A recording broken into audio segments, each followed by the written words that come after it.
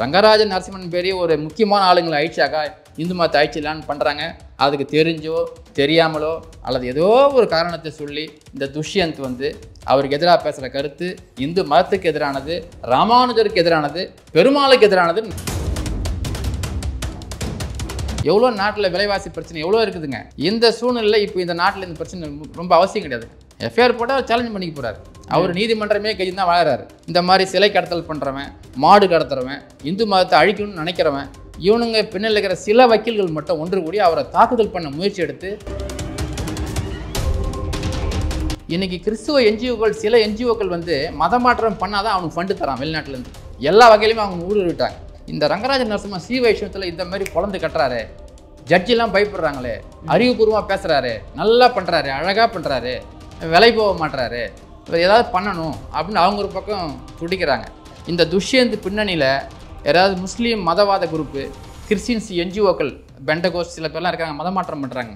வாய்ப்புகள் வரும்போது அவங்க பயன்படுத்துவாங்களா, பயன்படுத்த மாட்டாங்களா? இப்போ அவர் ரங்கராஜன் நரசிம்மன் வந்துட்டு இப்போ அவர் ஹிந்துவா இல்லாமல் திருமணம் வைக்காமல் வேற ஒரு மதத்தை தழுவிட்டாருன்னா அவருக்கு மட்டும் ஒரு 1000 கோடி பணம் தருவாங்க. அந்த அளவுக்கா? அந்த அளவுக்கு. ஏன்னா இவரே நாங்கள் மதமாற்றம் பண்ணிட்டோம், ரங்கராஜன் நரசிம்மனே நாங்கள் வந்து ஸ்ரீ வைஷ்ணவத்துலேருந்து வேற மதமாற்றம் பண்ணிட்டோன்ற அளவுக்குலாம் அவருக்கு சில ஃபண்டு இருக்குதுங்க. ஆன்மீகம் பெருக பெருக டாஸ்மார்க் இயற்கையாக மூடப்படும். இன்னைக்கு டாஸ்மார்க் வாங்கி போகிறலாம் ஒரு 99% இந்துக்கள் தான். இப்போ திடீர்னு இவர் சட்டப்படி ஒரு அந்த ஆடியோ ரெக்கார்டிங் வச்சு வெளியிட்டாரு அப்படின்றத மனசில் வச்சுக்கிட்டு யாரோ சில அரசியல் அழுத்தம், பவர்ஃபுல்லாக இருக்கிறவங்களுடைய அழுத்தத்தின் காரணமாக இன்றைக்கி அவரை வந்து சிறையில் தள்ளி அழகு பார்க்குறாங்க. துஷ்யந்தனுடைய செல்ஃபோன், அவருடைய ஆதார் கார்டு, அவருடைய பேங்க், ஜிபே, ஃபோன்பே அக்கௌண்ட்டு, அவருடைய மனைவி, மக்கள்லாம் செக் பண்ணால் இந்த சிலை கடத்தலுடைய பின்னணி கேங்க்லாம் இவரை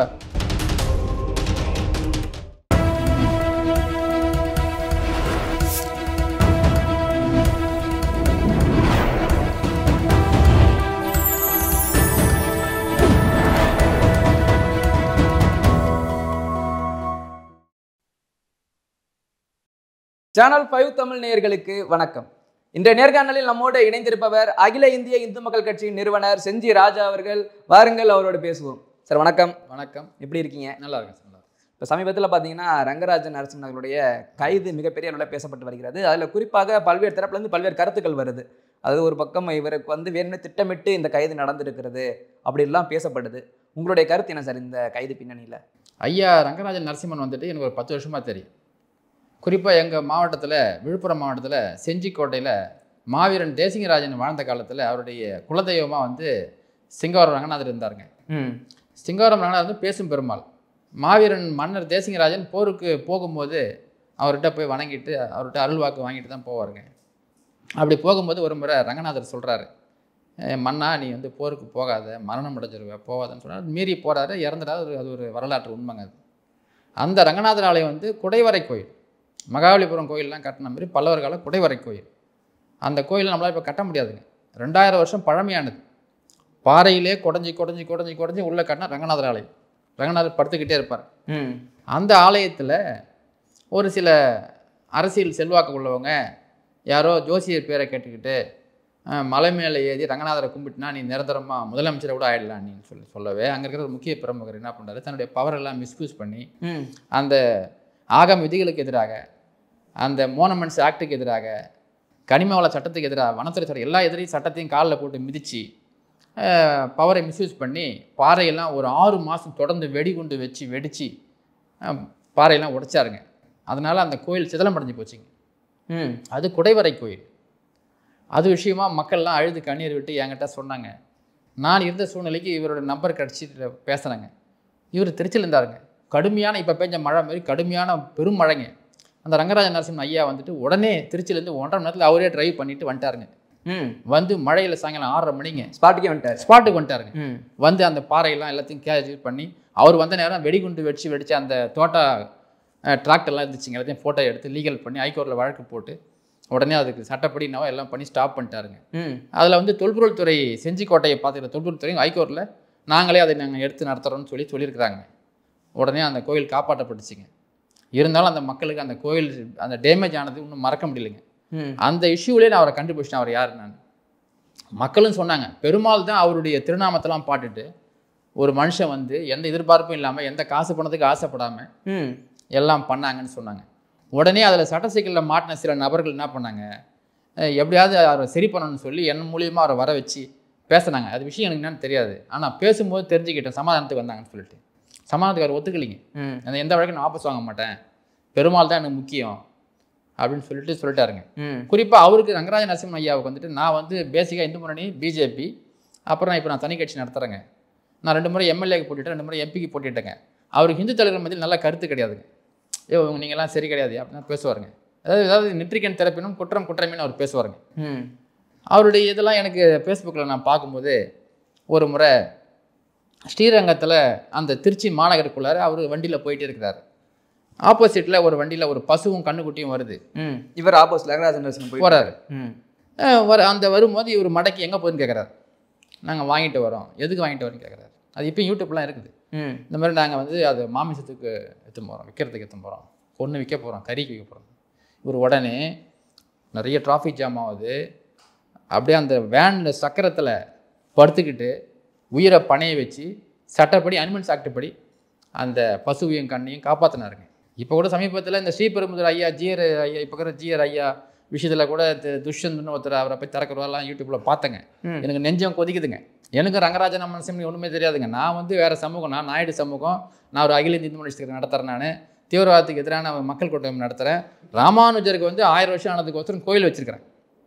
ராமானுஜருக்கோசரம் சாதி ஒழிப்பு ரத யாத்திரை நாடு முழுக்க நடத்தினேன் நான். சரி, அப்போல்லாம் எனக்கு இவர் யாருன்னு தெரியாதுங்க.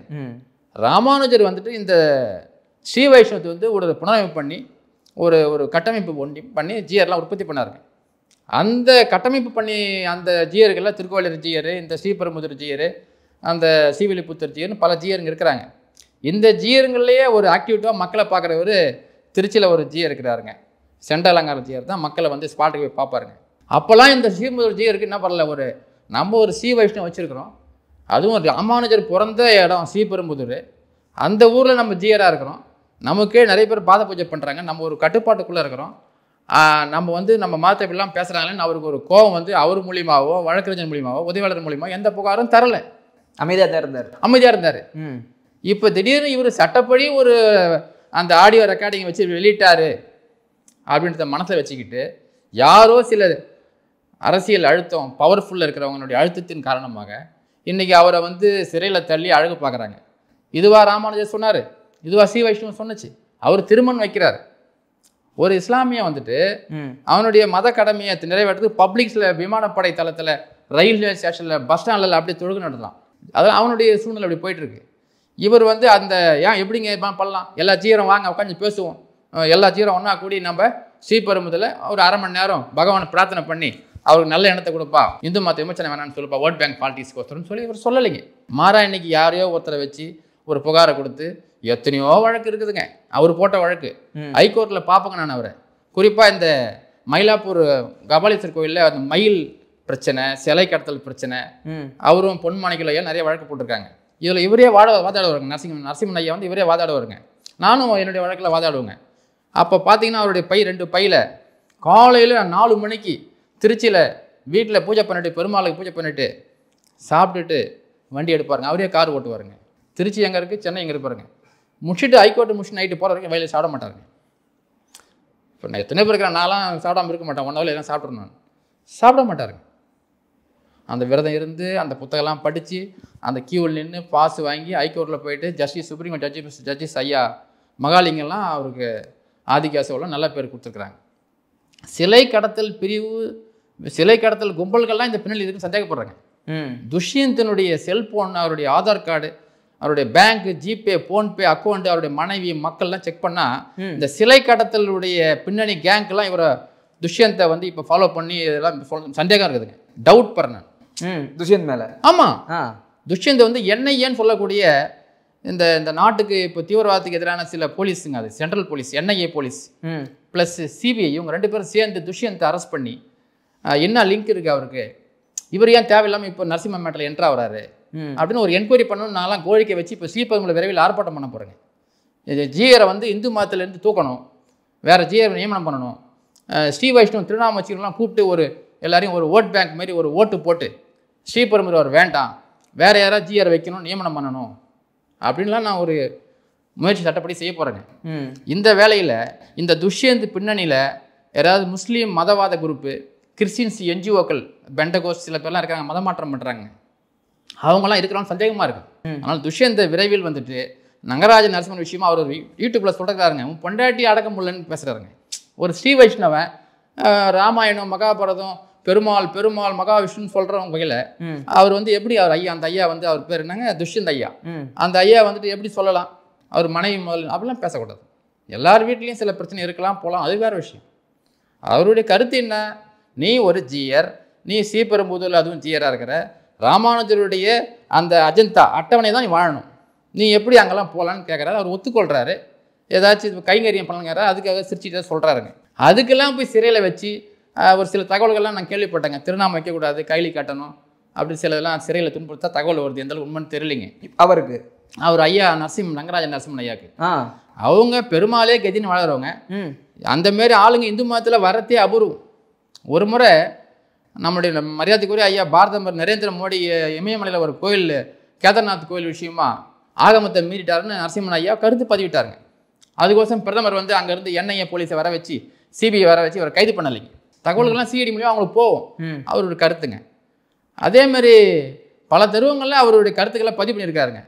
இது இந்த நாட்டில் டெய்லி டாஸ்மார்க்கில் எத்தனையோ பெண்கள் இன்றைக்கி எழுந்து விதையா தினசரி 2 பேர் விவசாயிகள்லாம் சாவுறாங்க, அந்த தண்ணி அடித்து சாவுறான்.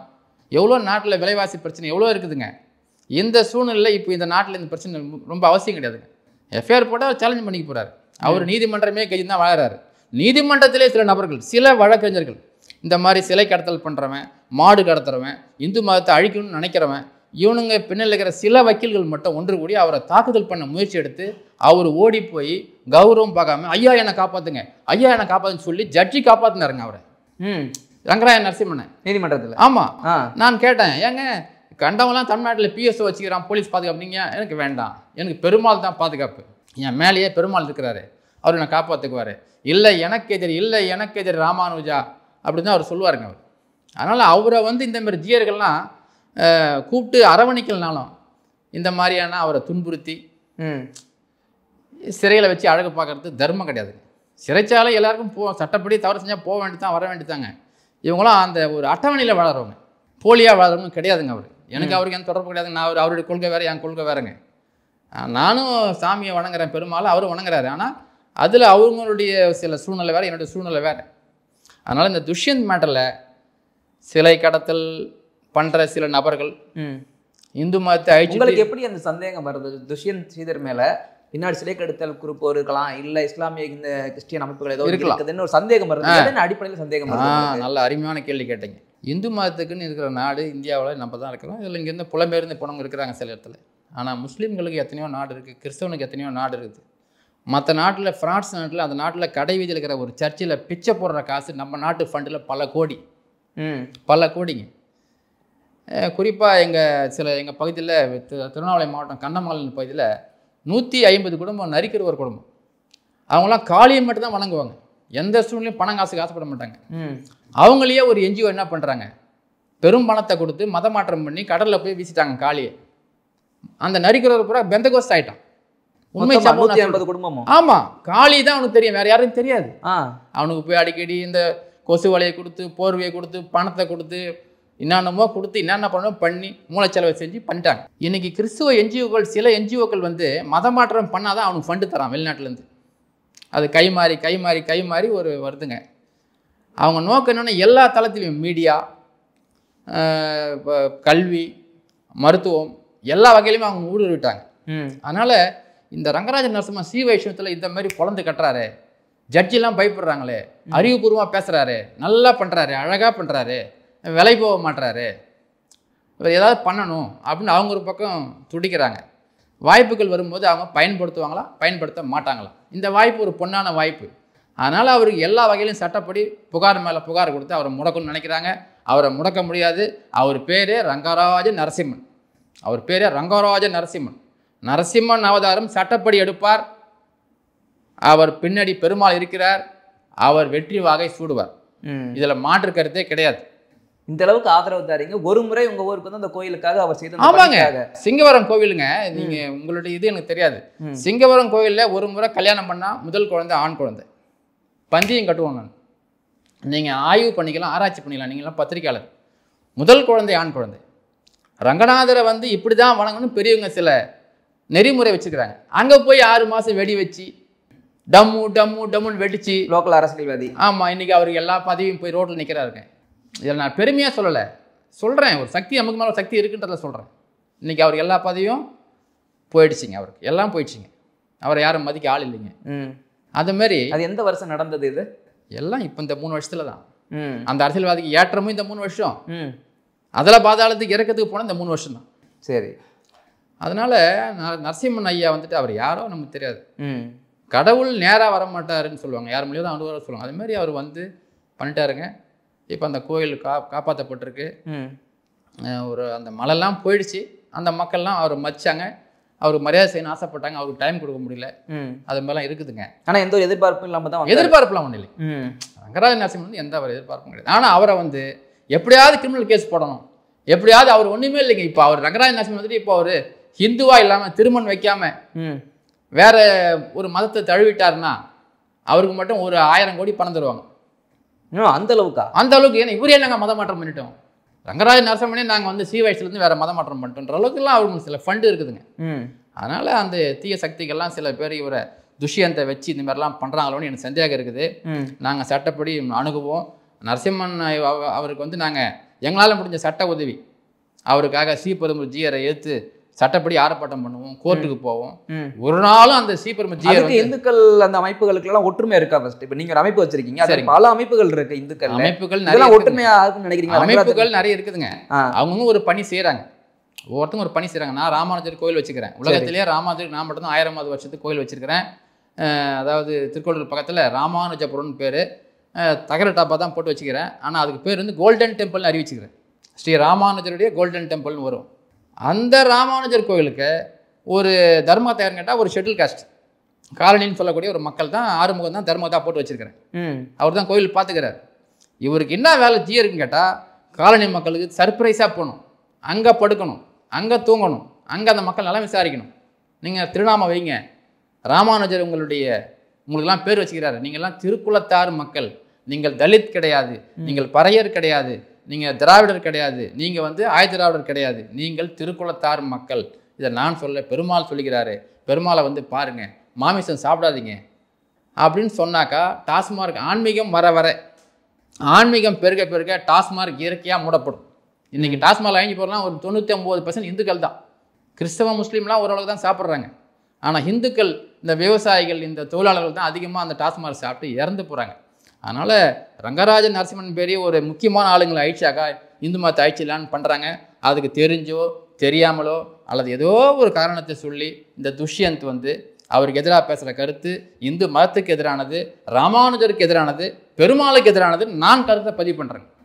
இல்லை பேசும்போது சொல்கிறீங்க உள்ள சிறையில் அவர் அந்த கைலி கட்டணும், திருநீர் இடக்கூடாதுலாம் சொல்கிற தகவல் வந்து திருமண் அது என்ன காரணம்? அப்படி என்ன காரணம்னாக்கா அந்த மாதிரி சிறையில் எதுவும் இருக்கிற மாதிரி தெரியல அப்படின்னு அந்த கிஷோர் காமி சமீபத்தில் ஒரு பேட்டியில் பார்த்தாரு, நான் பார்க்கல. இதெல்லாம் என்ன காரணம் கேட்டால், எனக்கு இங்கே நான் இருக்கிறேங்க, சிறைச்சாலை இருக்கிறேன், புழலில் இருக்கிறேன், நான் வந்து ட்ரான்ஸ்ஃபர் ஆகி கடலூர் போகணும், அங்கே போகணும், இங்கே போகணும் அப்படின்னா இந்த மாதிரிலாம் பண்ணால் சில நபர்கள் யார் அவங்கள வந்து சித்திரவதை பண்ண சொல்கிறாங்களோ அவங்களுக்கு ஒரு சந்தோஷத்தை கொடுக்குற மாதிரி, அவர் நாங்கள் காலையிலேருந்து திருநாமம் வைக்க விடலை, மன ரீதியாக தொந்தரவு பண்ணோம் அப்படிலாம் சொன்னால் அவங்க சந்தோஷப்படுவாங்க, அதிகாரத்தில் இருக்கிறவங்க. அப்படின்னு நான் கற்பனை பண்ணுறேன், எனக்கு தெரியல என்னன்னு. எது எப்படியோ சிறையுடைய யூகம் அப்படி இருக்கலாம். சிறை நிரந்தரம் கிடையாது, அவருடைய வாழ்க்கையே நீதிமன்றம் தான். அதனால தர்மம் தான் ஜெயிக்கும்.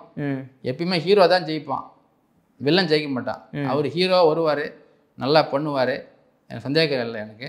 ஆனால் அந்த துஷ்யந்த் மாரி ஆளுங்கள்லாம் எங்களை மாதிரி. இந்த துஷ்யந்த் ஸ்ரீதருக்கு இதுல என்ன ரோல் நினைக்கிறீங்க? பின்னணியில் யார் இருக்காங்க நினைக்கிறீங்களா? அதுதான் அவருடைய வங்கி, அவருடைய மனைவி, பிள்ளைகள், நெருக்கமான வங்கி எல்லாம் செக் பண்ணணும், பேலன்ஸ்லாம்.